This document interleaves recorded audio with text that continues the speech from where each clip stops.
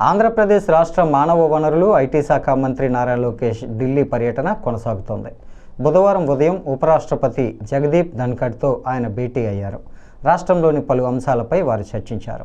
ఉపరాష్ట్రపతి నివాసానికి వెళ్లిన నారా లోకేష్ను ఆయన సాదరంగా స్వాగతించారు.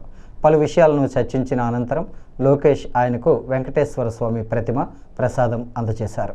లోకేష్ వెంట కేంద్ర పౌర విమానయాన శాఖ మంత్రి కింజరాపు రామ్మోహన్ నాయుడు, టీడీపీ ఎంపీలు లావు శ్రీకృష్ణదేవరాయలు, సానా సతీష్, బైరెడ్డి శబరి ఉన్నారు.